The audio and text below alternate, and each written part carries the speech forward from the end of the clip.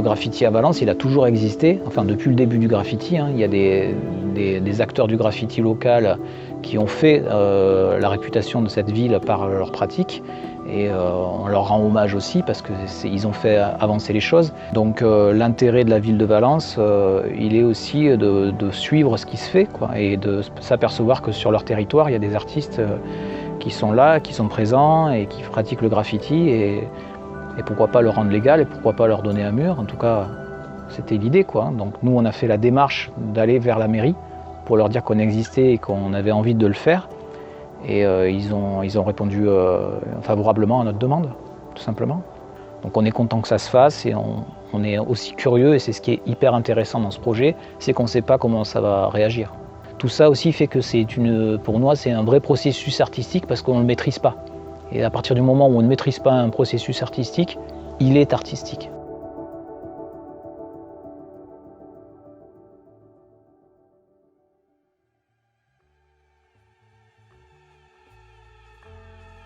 Alors la première étape, c'est la sollicitation. C'est-à-dire, c'est le moment où 3 artistes du collectif viennent sur le mur et viennent apposer sur la fresque existante des bulles de discussion, type fil de discussion sur un réseau social. Et cette suite de bulles de discussion, c'est comme si nous, le collectif, on s'adressait aux Valentinois. Et on le sollicite pour avoir une réponse à cette question-là. Donc c'est une histoire en fait qu'il va venir nous raconter. Le but du projet, c'est d'inspirer le maximum de la population valentinoise et de les amener à réfléchir un petit peu à plusieurs choses. La première chose, c'est la place de l'art dans l'espace public. Comment ils peuvent aussi être à un moment donné acteurs de cette fresque-là. Et puis les questions qui sont posées peuvent aussi les amener à réfléchir sur leur quotidien, leur vie dans Valence, leur vie dans cet espace-là. Voilà, l'idée, c'était quand même de suggérer la réflexion pour celui qui va voir et dans un premier temps la première phase du projet et ensuite la réponse à la première phase du projet. Voilà, l'idée, c'est de susciter l'envie, le questionnement.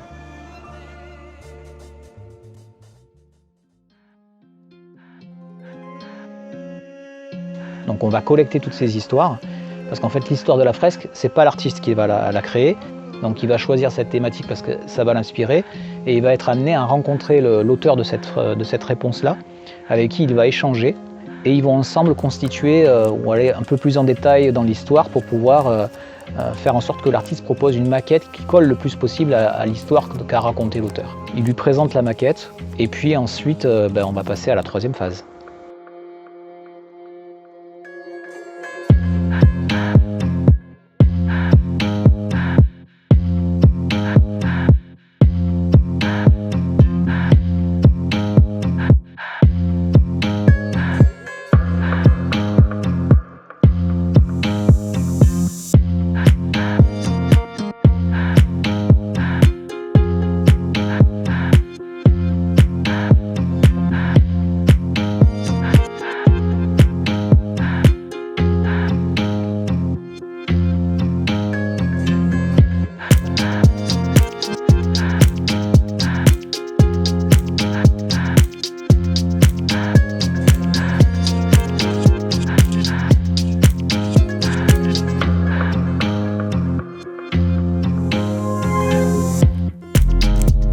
La suite, c'est que la fresque va rester en état pendant 1 an, et puis on remet le couvert. C'est-à-dire que dans 1 an, on revient poser des bulles sur la fresque qui a été réalisée, on repose une nouvelle question, et on remet le processus en marche, parce que l'idée, c'était aussi de garder le fait que cette fresque est éphémère, comme un graffiti peut l'être, et que des histoires sont faites aussi pour se renouveler.